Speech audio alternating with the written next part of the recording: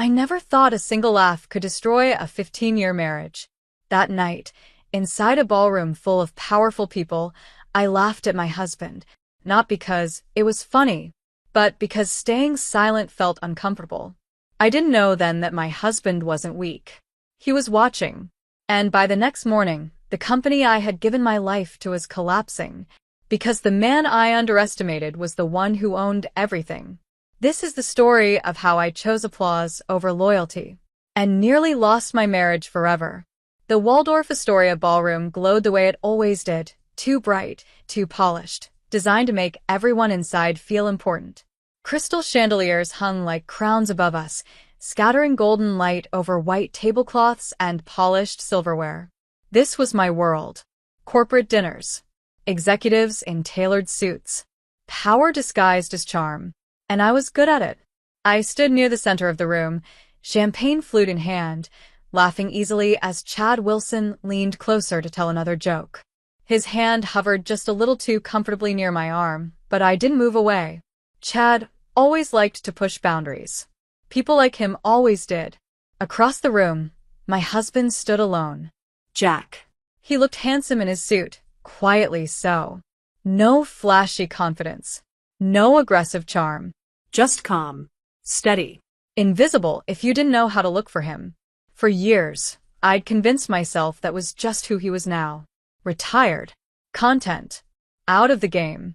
At least, that's the story I told everyone. The story I told myself. Emily, come on, Chad said loudly, motioning toward Jack. Let's not leave your husband hanging all night. A few people chuckled. I felt a small flicker of irritation, but I ignored it. I slipped my arm through Jack's and guided him into the circle of executives. He smelled like his usual cologne, subtle, familiar, comforting. I didn't realize then how much I was about to lose that comfort. So this is the man behind the legend, Chad said, raising his glass. Atlas Dynamics Rising Star's better half. I smiled automatically. Jack said nothing. He never did in these situations. What's it like? Chad continued, voice just loud enough to carry, being married to someone who's absolutely killing it while you enjoy early retirement? Laughter rippled around us. I laughed too. Not because it was funny, but because that's what you do when the room expects it. Because silence in rooms like this feels like weakness. Jack's jaw tightened. I felt it, but I pretended not to notice. Must be nice, Chad went on, emboldened now. Having a sugar mama. No stress. No deadlines. No responsibility. The laughter grew louder. Someone added, living the dream. I told myself it was harmless. Office banter. Ego games. I told myself Jack didn't care. He always said he didn't. But when Chad tilted his head and asked, so Jack, what do you even do all day? Something twisted in my stomach. Before Jack could answer, Chad laughed again and added, besides spending Emily's money? That was when I should have stopped it. I should have said something. Anything. Instead, I laughed. And in that moment, I didn't realize I'd just drawn a line I could never erase. Jack didn't raise his voice. He didn't snap. He didn't even look angry. He just straightened. Slowly. Deliberately. You know, Richard, he said calmly, addressing our CEO, I've always wondered how it feels to sit at the top without knowing who's holding the foundation together. The room quieted. Richard Hayes frowned. I'm not sure I follow. Jack met his eyes. You have 24 hours to enjoy your position, he said evenly, because this loser will be signing your termination papers. Silence slammed into the room. I felt my arm slip from his. My heart pounded so hard, I thought I might be sick. What? I whispered. Jack didn't look at me. He looked at all of them. I own 90% of Atlas Dynamics, he said. And I've been quiet long enough. The world tilted. Someone dropped a glass. Red wine shattered across white marble like a wound. Richard's face drained of color. Chad looked like someone had punched the air out of him. And I couldn't breathe. That wasn't possible. Jack hadn't worked in years. Jack cooked dinner. Jack fixed the sink. Jack stayed home while I chased promotions and quarterly targets. I watched him walk away, while the room exploded into whispers. I chased him through the lobby, heels clicking too fast, too loud. "Jack," I called. "Jack, wait." He didn't stop. I grabbed his arm, spun him toward me. "What did you just do?" He looked at me then. Really looked at me. And I realized something terrifying. I didn't know my own husband. "You laughed," he said quietly. "That's what you did." "That's not fair," I snapped, panic bubbling up. It was awkward. It was a joke. "A joke," he repeated. "About me being a loser." I swallowed hard. "You never corrected them." "I wanted to see if you would," he said. That hurt more than his anger. "You let me believe you were retired," I said. "You let everyone believe that." "Yes," he replied calmly. "Because I wanted to know who stayed when there was nothing to gain." The words settled like ice. He turned and walked away again, leaving me standing in the lobby, exposed and shaking. That night, I barely slept. By morning, Atlas Dynamics was in chaos. Emails flooded in. Executives were summoned. Chad was escorted out before noon. Richard looked like a man waiting for a verdict. And then the audit notice came. Full financial review. Board meeting scheduled. Majority shareholder exercising control. Jack, my husband, the man I let them laugh at.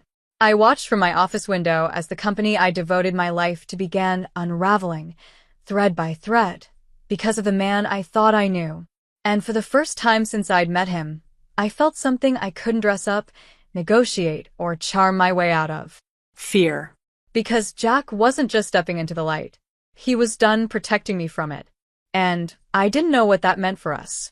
By noon the next day, Atlas Dynamics no longer felt like my company. The building was the same. Glass walls, steel accents, the city reflected in every surface, but the energy inside it had shifted. Conversations stopped when I walked past. People checked their phones obsessively, whispering in corners, pretending not to stare. Everyone knew something was wrong. Everyone knew Jack Morgan had stepped out of the shadows. And everyone knew I hadn't. My inbox was flooded. Emergency meetings. Calendar invites with vague titles. Executive review. Board discussion. Internal audit coordination. I stared at my screen, my reflection faintly visible in the black glass, and barely recognized the woman staring back. The confidence I wore so easily felt brittle now, like a mask about to crack. Chad's termination email came through at 10:17 a.m. Immediate dismissal. Breach of ethics. Misconduct. No severance. No farewell. Just gone. My phone buzzed nonstop after that. Colleagues asking if I knew what was happening. If I'd spoken to Jack. If this was some elaborate corporate play. I didn't answer. Because I didn't know who Jack was anymore. At noon, Richard called an emergency leadership meeting. His voice over the intercom sounded strained, too high, like a man forcing calm through clenched teeth. I took my seat in the conference room, heart pounding. Richard stood at the head of the table, his usual confidence stripped down to nerves. He avoided my eyes. "We've received a formal notice," he said, clearing his throat, "from the majority shareholder." The words felt surreal. Majority shareholder. Jack. "He has requested full financial transparency," Richard continued. "Effective immediately." A murmur rippled through the room. "This is unprecedented," someone whispered. I sat frozen, my mind replaying Jack's words from the night before. "You laughed." That single sentence echoed louder than any corporate alarm. By mid-afternoon, the audit team arrived. Suits I didn't recognize. Faces that didn't smile. They moved through departments like surgeons, precise and unsentimental. I felt exposed in a way I never had before, not because I'd done anything wrong, but because I suddenly realized how little control I actually had. Jack had always said power didn't need to announce itself. I'd never understood what he meant. Until now. When my phone buzzed, my stomach dropped. "Jack. Everything okay at work? Looks busy." I stared at the message for a long time before responding. Chad was fired. Richard's panicking. "What are you doing?" The reply came quickly. What I should have done years ago. That was all. No anger. No explanation. No reassurance. just distance. That evening, when I got home, the house felt colder. Jack's car was already in the driveway. I found him in his office, the room I jokingly called his man cave. The room I never really entered. Papers were spread across his desk. Old documents, legal folders, things I didn't recognize but somehow knew were important. He didn't look up when I stepped inside. "So it's true," I said quietly. "All of it." "Yes." "You own Atlas." "Yes." "You could destroy it." "I could fix it," he corrected. I crossed my arms, my voice shaking despite my effort to stay composed. "You let me walk into that company every day thinking I earned my place on my own." "You did earn it," he said calmly. "Just not alone." That hurt more than if he'd shouted. "You watched me climb," I said. "You watched them underestimate you. And you said nothing." "I was waiting," he replied, finally looking at me, "to see who you'd become when no one thought I mattered." Silence stretched between us. "I didn't know," I whispered. "You didn't ask." The truth landed heavy and undeniable. That night, I slept on the couch. Not because he asked me to, because I couldn't stand the weight of the bed between us. The next morning, Atlas Dynamics went into full meltdown. The board meeting was moved up. Executives were suspended. Expense accounts froze overnight. Rumors spread faster than facts. And then the news broke. Jack Morgan, founder of Orion Systems, majority owner of Atlas Dynamics, assumed operational control. The headlines didn't mention me, but every pair of eyes at work found me anyway. I was no longer Emily, the rising executive. I was Emily, the wife who didn't know. The humiliation burned hotter than any public scandal. I watched from my office as Jack walked into the building that afternoon. Tailored suit, calm stride, no hesitation. People stood when he passed. I had never seen him like that. And the terrifying thing was, I realized he'd always been this man. I just hadn't wanted to see it. The boardroom doors closed without me. I wasn't invited. For the first time since joining Atlas Dynamics, I was on the outside. When Jack emerged hours later, the company was different. Richard was gone. Security escorted him out before sunset. A new CEO was announced. Not me. Not any of the executives who'd played politics for years. Samantha Brooks. Engineering. Brilliant. Quiet. Overlooked. Jack walked past me in the hallway without stopping. That hurt more than losing my position. That night at home, I finally broke. "You took everything from me," I said, tears spilling freely. "My reputation. My standing. My future." Jack looked tired.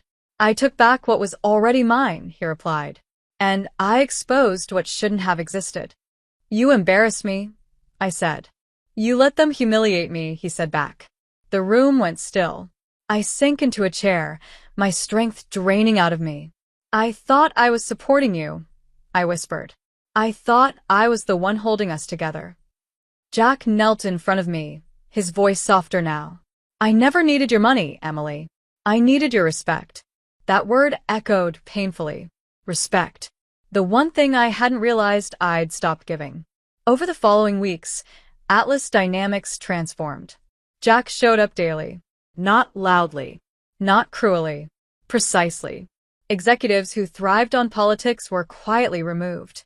People who really worked, were promoted. The company breathed again. And I watched it happen from the sidelines. My role was reduced. My authority questioned. My confidence shattered. At home, Jack and I existed in parallel lives. Polite. Distant. Careful. I wanted to apologize. I didn't know how to undo 15 years of silent dismissal. One evening, I found him on the balcony, looking out over the city. "I don't know how to fix this," I admitted. Jack didn't turn around. "I don't know if it can be fixed," he said honestly. That was worse than anger, because anger meant passion. Uncertainty meant detachment. 3 months later, we stood in the same ballroom where everything had begun. The Waldorf Astoria looked different now. Or maybe I did. Jack was invited as the guest of honor. I sat alone in the third row, hands folded, watching the man I married take the stage. The applause wasn't mocking this time. It was real. And as I watched him speak about integrity, rebuilding, and accountability, I understood the final truth. I hadn't lost Jack because he was powerful. I lost him because when he looked weak, I chose laughter over loyalty. And I didn't know if love could survive that. I used to think regret arrived loudly, that it would slam into you all at once, force you to your knees, make everything clear. I was wrong. Regret came quietly. It sat with me in empty rooms, in the pauses between conversations, in the way Jack no longer reached for me in his sleep, in the silence where laughter used to live. 3 months after the ballroom incident, Atlas Dynamics was thriving, and I was falling apart. From the outside, people assumed I was fine, still employed, still respected, still married to the most powerful man in the room. But none of that was true anymore. Jack had rebuilt the company with precision and restraint. He didn't rule with ego or cruelty. He ruled with standards. The culture changed fast. Merit over politics, transparency over favors. People worked harder. They believed again. And every day, I watched him become the man everyone suddenly admired. The same man I had dismissed. At home, we existed like roommates who shared a past but not a future. Conversations were brief, polite, functional. Dinner's ready. I'll eat later. Meeting ran long. Okay. No arguments. No affection. No warmth. The absence of conflict hurt more than shouting ever could. One night, after yet another silent dinner, I sat alone in the living room and finally let myself replay the moment that broke us. Chad's voice. The laughter. My laughter. I hadn't meant to hurt Jack. But intent didn't erase impact. I had chosen the room over my husband. Chosen comfort over courage. Chosen status over loyalty. And Jack had seen it all. I realized something then that terrified me.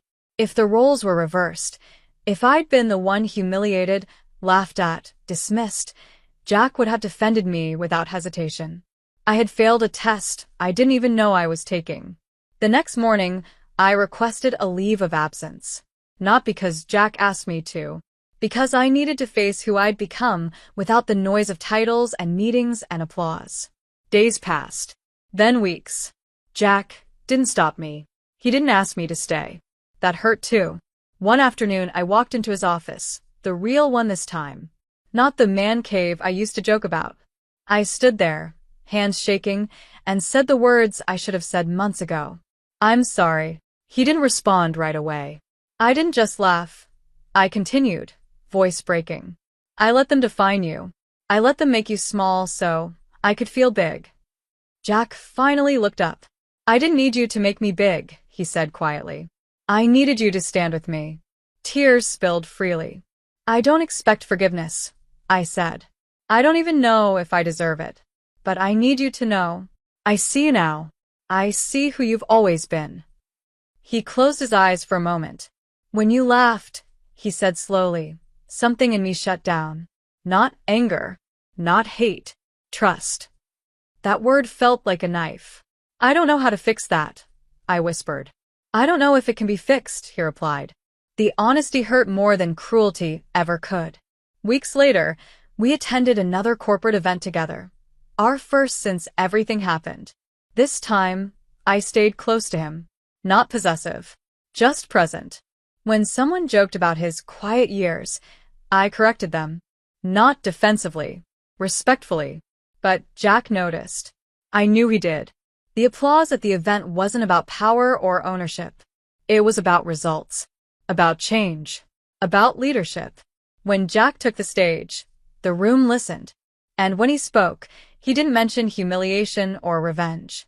He spoke about dignity, about how easy it is to overlook quiet people, about how real power doesn't need validation. I watched him from the crowd, tears blurring my vision. This was the man I married, the man I almost lost. After the event, we stood together outside under the city lights. I don't know what happens next, I said honestly. Jack nodded. Neither do I. But I don't want to lose you, I added, my voice barely above a whisper. He looked at me for a long time. I need time, he said. And I need consistency. Not apologies. Not promises. Proof. I nodded. I'll give you whatever you need. Then start by being brave, he said. Even when it costs you. That became my quiet mission. I stopped chasing validation. Stopped performing. Stopped laughing when things weren't funny. I defended people when it was uncomfortable. I spoke up when silence would have been easier.